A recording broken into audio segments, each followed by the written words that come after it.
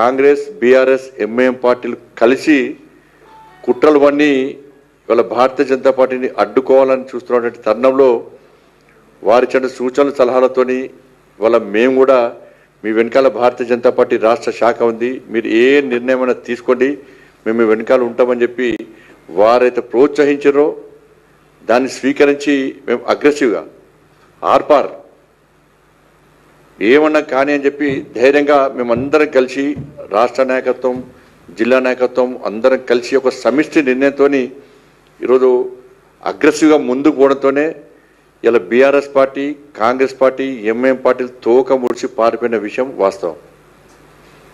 ఇలా BRS party బరిదగించి Congress పార్టీతో కుమ్మక్కవడం, రాష్ట్ర ముఖ్యమంత్రి స్థాయి వ్యక్తి కూడా ఇవాళ కుట్రలు కుతంత్రాలతో బీఆర్ఎస్ పార్టీతో కుమ్మక్కై బీఆర్ఎస్ పార్టీ నాయకులతో మంతనాలు జరిపి బ్లాంక్ చెక్లు ఇచ్చి ఎన్ని కోట్లంటే అన్ని కోట్లు కియా కార్లు ఆఫర్లు ఇచ్చి మేయర్ వాళ్లకు డిప్యూటీ మేయర్ వీళ్ళకని చెప్పి ఒప్పందాలు కుదుర్చుకున్న సందర్భంలో బీఆర్ఎస్ పార్టీ అగ్రనాయకత్వం చెంప చెల్లుమనే విధంగా బీఆర్ఎస్ పార్టీ కార్పొరేటర్లు స్వతహా నిర్ణయించుకున్నారు. బీఆర్ఎస్ పార్టీ అగ్రనాయకత్వం బీఆర్ఎస్ పార్టీ మీటింగ్లో మన కాంగ్రెస్తో కలిసిపోతున్నాం, ఇది హైకమాండ్ నిర్ణయం, మీరందరూ కాంగ్రెస్ పార్టీకి ఓటే అని చెప్పి బీఆర్ఎస్ పార్టీ నాయకులు బీఆర్ఎస్ పార్టీ కార్పొరేటర్లకు చెప్తున్న సందర్భంలో బీఆర్ఎస్ పార్టీ కార్పొరేటర్లు దాన్ని తిరస్కరించి మాకు భారతీయ జనతా పార్టీ ముఖ్యము, ప్రజలు భారతీయ జనతా పార్టీని ఆశీర్వదించారు, ప్రజాస్వామ్యంలో అటువంటి పార్టీని మనం ప్రోత్సహించాలి, ప్రజా తీర్పును వ్యతిరేకించే పరిస్థితి లేదు, ప్రజలు తిరగబడతారని చెప్పి వారిని ధిక్కరించి వాళ్ళే స్వచ్ఛందంగా నీతిగా నిజాయితీగా వాళ్ళ మా దగ్గరకు వచ్చి మాకు బీఆర్ఎస్ పార్టీతో సంబంధం లేదు, ఆధినాయకత్వంతో సంబంధం లేదు, మేమే మీకు అవసరం వస్తే మేము సపోర్ట్ చేస్తామని చెప్పి వారు ముందుకు వచ్చారు. బీఆర్ఎస్ పార్టీ ఏం లేకుండా పోయింది. తెలివిగా ఆ పార్టీ అగ్రనాయకుడు మరి రామచంద్ర గారు ఫోన్ చేసి అన్న మేము బాయ్కాట్ చేస్తున్నాం మీకు మద్దతుగా, బాయ్కాట్ చేయడానికి ఆయన మనుషులే రాదు కదా, వాళ్ళని అందరూ వచ్చారు రామచంద్ర గారితో మాట్లాడారు, మా బీఆర్ఎస్ పార్టీకి అందరూ మాట్లాడి అయిపోయింది. ఇక కాంగ్రెస్ పార్టీ వాళ్ళ అధికారం ఉందా లేదా ఇప్పుడే తెలుస్తుంది, వారికి ఇచ్చుకొని చూసుకోవాలి. అప్పుడప్పుడు మీటింగ్ అయ్యే వరకు కూడా మాకు బీఆర్ఎస్ పార్టీ సపోర్ట్ ఇస్తుంది, వాళ్ళు అదే భ్రమలో ఉన్నారు. వాళ్ళు మాకు బీఆర్ఎస్ పార్టీ పక్కా సపోర్ట్ చేస్తుందని చెప్పి కాంగ్రెస్ పార్టీ చెప్పి తిరుగుతున్నారు. ఇటువంటి పరిస్థితుల్లో వీళ్ళ మద్దతు వాళ్ళ మద్దతు లేకుండా కార్పొరేషన్లో భారతీయ జనతా పార్టీ స్వతహాగా ఇలా మేయర్ డిప్యూటీ మేయర్ యొక్క పదవులను ఇలా చేజిక్కించిన విషయం వాస్తవమే.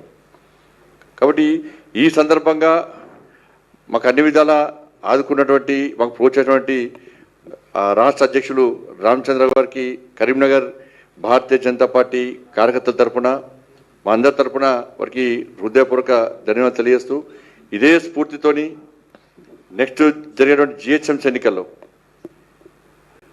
70 లక్షల జనాభా ఉంటే దాదాపు 30 లక్షల మంది ముస్లింసే. ఇలా ఏ ముఖ్యమంత్రి అయినా కూడా ప్రజల కళ్ళలో ఆనందం చూడాలనుకుంటాడు, కానీ ఈ రాష్ట్ర ముఖ్యమంత్రి ఓవైసీ కళ్ళలో ఆనందం చూడడానికి ఇవాళ వాళ్ళ తాతలాస్తి రాసిచ్చినట్టు ఇలా ఎంఐఎం పార్టీకి రాసిచ్చినటువంటి పరిస్థితిని ఇలా భాగ్యనగర్ ప్రజలు ఎవ్వరు కూడా హర్షిస్తలేరు, చాలా ఆగ్రహంతో ఉన్నారు. ప్రజాభిప్రాయం లేదు, అఖిలపక్ష సమావేశం లేదు, స్థానిక ఎంపీ ఎమ్మెల్యేలకు అభిప్రాయం లేదు, ఏకపక్ష నిర్ణయంతో దారుస్థలం నుంచి వచ్చిన ఆదేశాలను పాటించి ఇవాళ 3 ముక్కలు చేయడం అవుతుందో దీనంతా సిగ్గులేని వ్యవహారం ఇంకోటి ఉండదు. తెలంగాణ రాష్ట్ర వ్యాప్తంగా ఎంఐఎం పార్టీ సపోర్ట్తోని బీఆర్ఎస్ పార్టీ సపోర్ట్తోని ఇవాళ వీళ్ళు ముగ్గురు ఒకటై భారతీయ జనతా పార్టీని అడ్డుకునే ప్రయత్నం చేసేది. వాళ్ళు దానికి కరీంనగరే నిదర్శనం. కానీ ఈ 3 ముక్కలు ఎందుకు చేసిండో ఇప్పటికీ రాష్ట్ర ముఖ్యమంత్రి ఇప్పుడు కూడా చెప్తలేడు. ఎవరి కోసం చేసిండో స్పష్టమైంది అది. కాబట్టి జిహెచ్ఎంసీ ఎన్నికల్లో భారతీయ జనతా పార్టీకి అనుకూలమైన వాతావరణం ఉంది. పోయినసారి మేము పొరపాటు చేసినాం, ఈసారి ఎట్టి బస్సులో రామచంద్ర వారి నేతృత్వంలో జరిగిన ఎన్నికల్లో తప్పకుండా ఈ భాగ్యనగర్ గడ్డ మీద జిహెచ్ఎంసీ మీద కాశాప్ గంట ఎగరేస్తామని చెప్పి ఒక లక్ష్యంతో ఒక ఆలోచనతో భాగ్యనగర్ ప్రజలందరూ ఓటు బ్యాంక్గా మారింది. కాబట్టి దానికి భయపడే ఓట్లను చీల్చడానికి హిందూ సమాజాన్ని చీల్చడానికి ఈరోజు ఇలా రేవంత్ రెడ్డి సర్కార్ ఏ విధంగా కుట్రలు పడిందో ఇలా ప్రజలు గమనించాల్సిన అవసరం ఉంది. ఇలా 1.5 కోటి జనాభా ఉంది ముంబై, 40,000 కోట్ల బడ్జెట్, దాన్ని విభజించలే. 2 కోట్ల జనాభా ఉంది ఢిల్లీ, 16,000 కోట్ల బడ్జెట్, దాన్ని చీల్చలే, విభజించలే. ఇలా చెన్నైకి సంబంధించి కూడా 80 లక్షల జనాభా ఉంది, 10,000 కోట్ల బడ్జెట్ ఉన్నది, దాన్ని చీల్చలే, విభజించలే. ఇలా 2012లో షీలా దీక్షిత్ ఉన్నప్పుడు ఢిల్లీని 3 భాగాలుగా 3 కార్పొరేట్ చీల్చి విభజిస్తే 2022లో తిరిగి భారతీయ జనతా పార్టీ అన్ని విలీనం చేసింది. ఇక్కడ 1 కోటి మందికి దాదాపు సేవ చేస్తూ 8,000 కోట్ల బడ్జెట్ ఉన్నటువంటి భాగ్యనగరాన్ని చీల్చడానికి కారణం ఏందో రాష్ట్ర ముఖ్యమంత్రి చెప్పాలి. ఇలా ఇప్పుడు చూసిన మొద్దు శ్రీను ఏదైతే భావకళలో ఆనందం చూడడానికి చేసినట్టు ఇప్పుడు అందరూ భాగ్యనగర ప్రజలు అందరూ కూడా రేవంత్ రెడ్డి ముఖంలో మొద్దు శ్రీను చూసుకుంటున్నారు. ఇంత నిస్సిగ్గుగా ఇలా కాంగ్రెస్ పార్టీ ప్రభుత్వం ఒక వర్గాన్ని కొమ్ముగేయడం, ఒక పార్టీ చేతిలో కీలుబొమ్మగా మారి అధికారాన్ని ఏ విధంగా చేజిక్కించుకోవాలి, అధికారాన్ని ఏ విధంగా కాపాడాలని చెప్పి అలా ఆలోచించేటువంటి పరిస్థితిలో ఉందంటే ఇలా ప్రజాస్వామ్యం ఏ విధంగా నిలబడుతుందో ఒక్కసారి భాగ్యనగర ప్రజలు ఆలోచించాలి.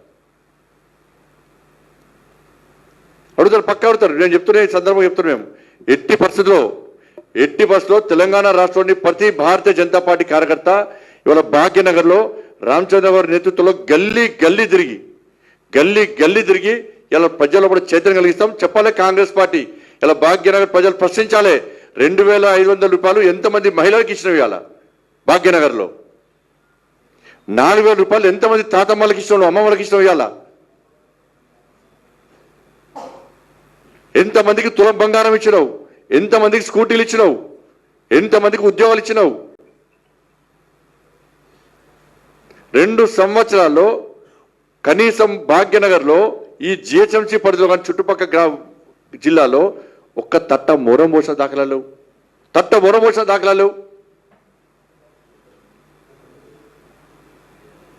ఇవాళ తెలంగాణకు రాజధాని, తెలంగాణ రైజింగ్ అని చెప్పి గ్లోబల్ సమ్మిట్ పెట్టినావు. 5,75,000 కోట్ల రూపాయలు పెట్టుబడులు వచ్చినాయి. ఎక్కడున్నాయి అవి? 5,75,000 కోట్ల పెట్టుబడులు ఎక్కడున్నాయి? ఒక్క యూనిట్ అన్న ప్రారంభించినావా? ఒక్కరికైనా ఉద్యోగం ఇచ్చినావా? కనీసం దాని ద్వారా అందాల పూట్ల ఖర్చు పెట్టే పైసలు కూడా రాలే.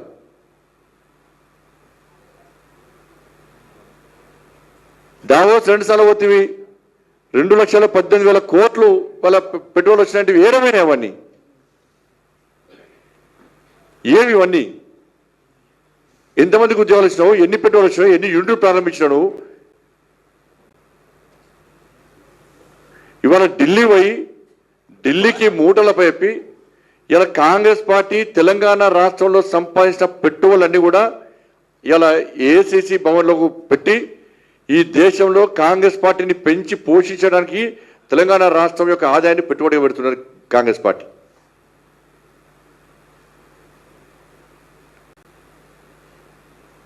టీపీసీసీ కాదది, టీ4సి Telangana corruption collection commission Congress. Telangana collection corruption commission Congress, టీ4సి.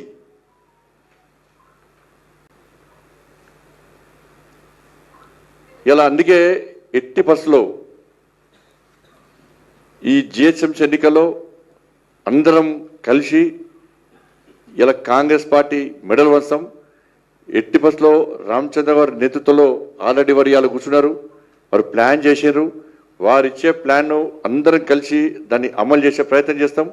ఈ భాగ్యనగర్లో ఏం చేసినా నువ్వు 3 ముక్కలు చేస్తావా, 4 ముక్కలు చేస్తావా, నీ కాంగ్రెస్ పార్టీని ఎటు కాకుండా మూసీ నదిలో ఆ ట్యాంక్ బండ్లో ఇవాళ భాగ్యనగర్ ప్రజలు పడేయడం ఖాయం.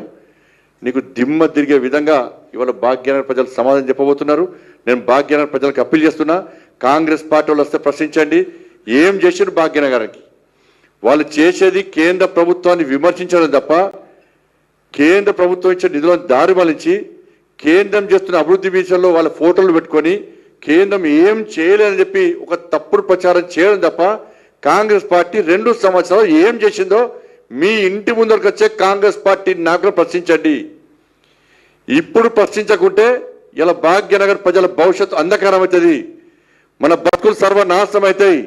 కాంగ్రెస్ పార్టీ ఇవాళ మోసపూరితమైన పార్టీ. మన బతుకులు నాశనం చేయడానికి, అక్రమంగా డబ్బులు సంపాదించుకోవడానికి, ఢిల్లీకి మూటలు అప్పచెప్పడానికి మాత్రమే కాంగ్రెస్ పార్టీ తెలంగాణ రాష్ట్రంలో అధికారం ఉంది తప్ప ఇలా భాగ్యనగర్ బాగు చేయడానికి మాత్రం కాదన్న విషయాన్ని ఇలా భాగ్యనగర్ ప్రజలు గుర్తించాలి.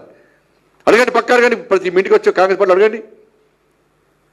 టీఆర్ఎస్ పార్టీ 11 సంవత్సరాలు ఏం చేసాడు? కాంగ్రెస్ పార్టీ 2 సంవత్సరాలు ఇచ్చిన హామీలు గ్యారెంటీ 7 అయినాయి.